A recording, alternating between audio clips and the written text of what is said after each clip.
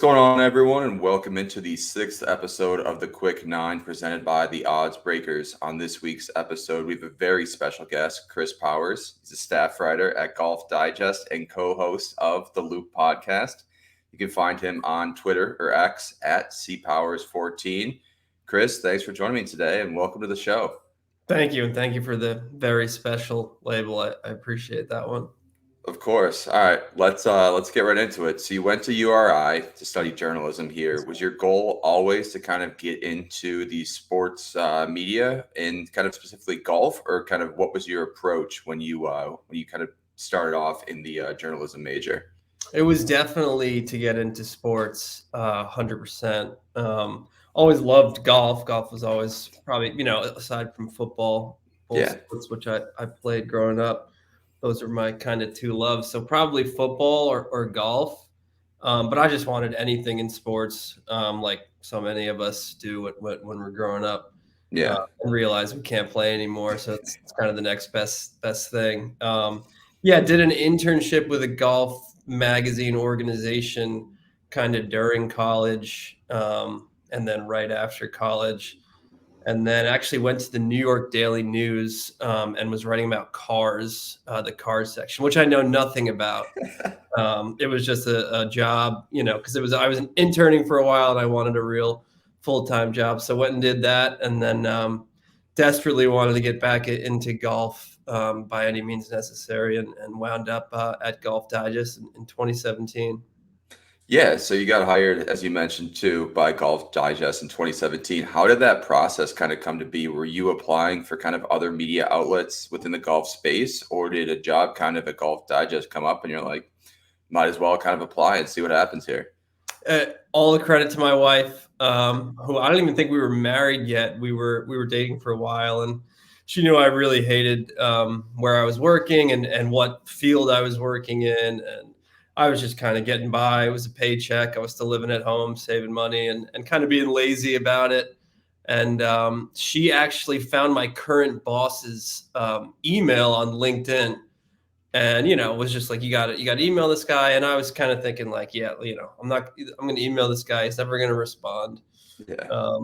It's going to be a waste of time. But finally, she wore me down enough, to the point, as wives tend to do, that I finally was like, all right, I'll just do it. And I kind of poured my heart out to this guy and my boss, Sam Weinman. And I had a bunch of, great stuff on the resume from my old intern job at the MGA.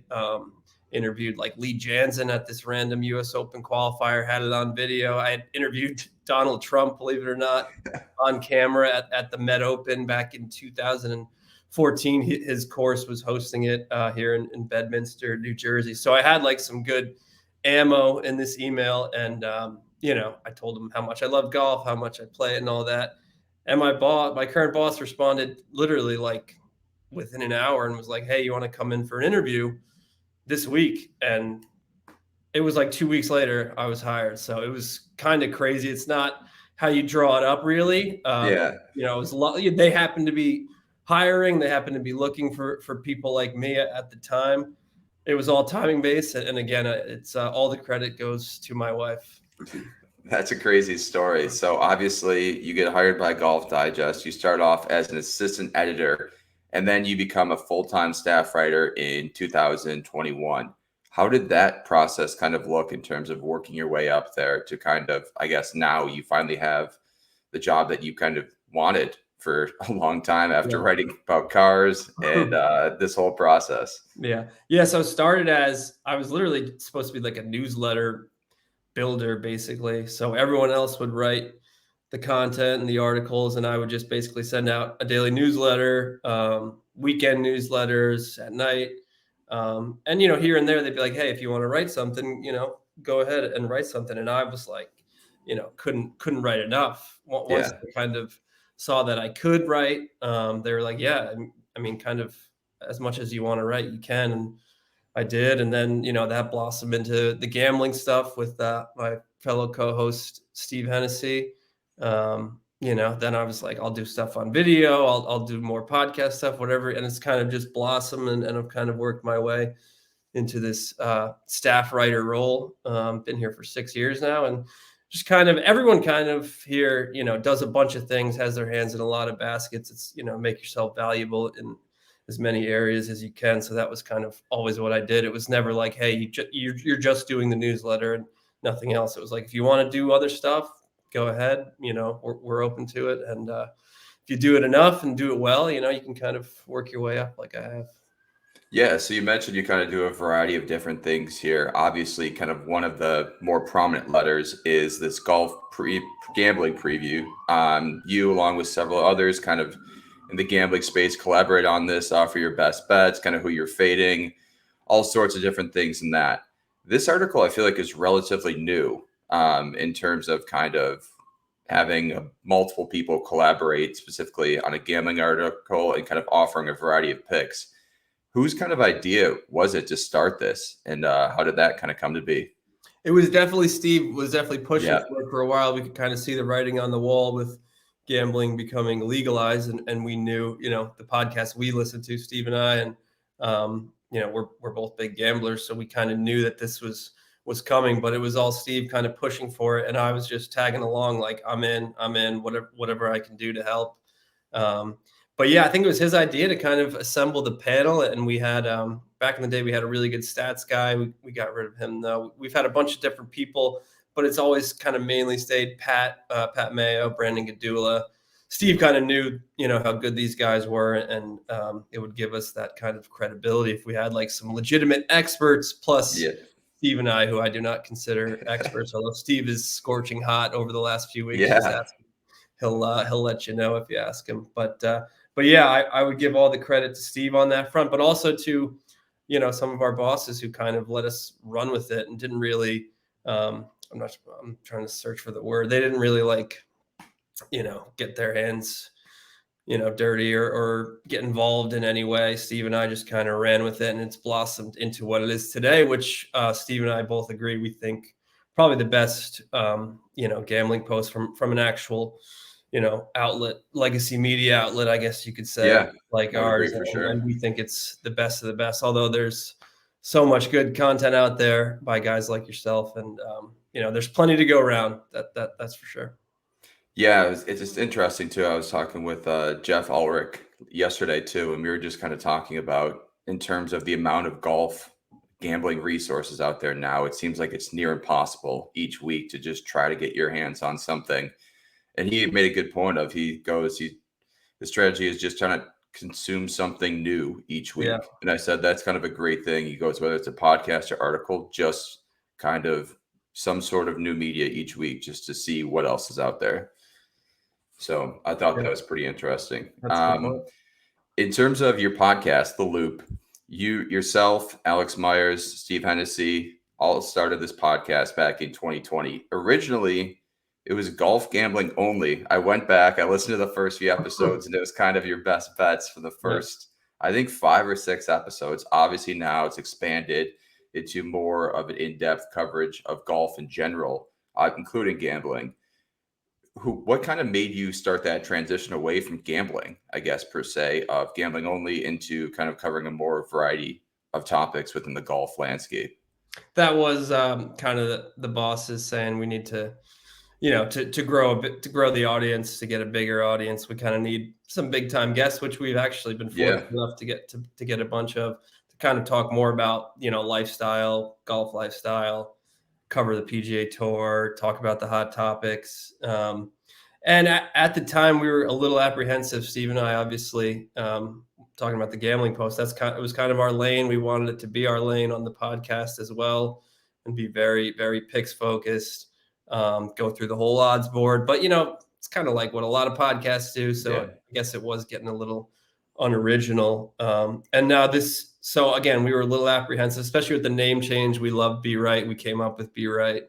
But now The Loop, it kind of gets our other website where we do some kind of blog style golf posts. It gets them some publicity as well. So I think it overall was a good move. I love, it lets us kind of rant a little bit here and there, lets me talk more when given the opportunity. It was getting a little like, okay, here's the odds board, here are the picks. That can get pretty stale, and especially at a time like this where, we love betting on the Zozo and watching it, but golf's not exactly hot in the streets during the fall right now. So we get to talk about some other stuff now, talk a little football, topics of the day.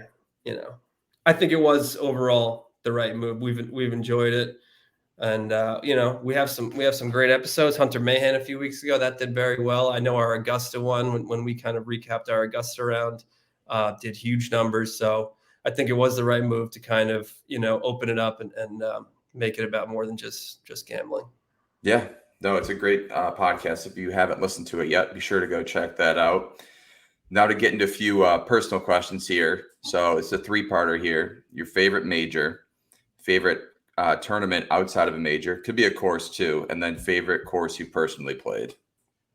It's got to be the Masters for favorite major. Just the one grew up watching with my dad, and kind of the formative years for me. When you're 12, 13, when you really start caring about it, watching it, Thursday through Sunday, locking in. When you're a kid, my dad always had golf on, but I wasn't really paying attention. But yeah, 12, 13, that's when Phil won in 04, the Tiger chip in 05. That was probably the day I was like, I want to be in golf in some capacity here, whether it's playing it or talking about it, writing about it when he chipped that ball in on 16. So it definitely was always the Masters for me. Obviously, British Open's up there these days. Love the US Open growing up too. PGA, I think the PGA has been great over the last 5 or 6 years, but I would say the Masters on that one.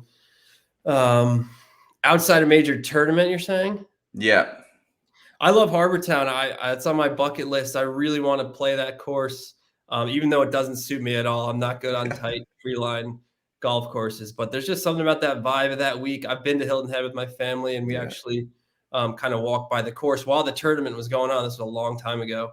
It's the week after the Masters, and I remember we actually were on vacation. We watched Phil's win, and then we were in Hilton Head the next week, and we were riding bikes through, and tournament was going on. Greg Norman was walking across the street. I was like, wow, what I didn't really know that tournament that well back then. Obviously I do now. That course, the whole vibe of that tournament, I really enjoy Harbortown week. And then course I personally played. I mean, I did play Augusta this year, not to brag. That was a good one, obviously, but my favorite course is up the street from my house here at Somerset Hills, an old school Tillinghast design. It's just super fun. It's kind of short, but it's really, really penal if you're not on your game.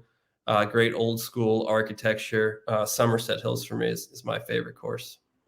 Yeah, that's a tough question too when you played Augusta to really answer anything else outside of that. I want to be a little different and come up with a course like Somerset, but it is hard not to say Augusta. Steve and I have not stopped thinking about it since we played there. Yeah, I would do the same exact thing, moving along here. So when you're making your selections for each week, do you kind of have a strategy that you go with? Do you kind of look at the odds boards first, or do you kind of have an idea of some sort of research that you've done in the past, looking at past guys who have done well here? What's your strategy kind of look like for that? I'm always odds board first guy, because I like to find the number that I just feel off. Like, this guy's playing really well. Why is he 60 to 1? And why is this guy 18 to 1 when he's coming off a missed cut? So I'm definitely odds board first, and then same research as everybody else, course history, course comps, past course comps, all that. So not too unique. And I try to make it a point to not, I know this is impossible, especially with the amount of time I spend on Twitter, but to not listen to other podcasts, to not read other golf content. My brain can't handle all of it. And, who's on this guy, who's not on this guy, how many people are on that guy playing that whole game. So I kind of try to keep a clear mind throughout the week when it comes to betting on golf. Has not worked out over the last year or so for me. So maybe I should get back into the community play, because community plays seem to be hitting, every week these days. So maybe I need to consume a little more golf content. Yeah. So do you use any website kind of for stats in terms of strokes gained? Are you a Fantasy National guy? Are you kind of we are good? Obviously Fantasy National guys. We I think we expense the account through work. So it is for work. So huge Fantasy National heads. I think it's I think it's the best thing out there. I know Steve uses Rick's website, and then obviously Data Golf and all that. But yeah, Fantasy National is my go-to.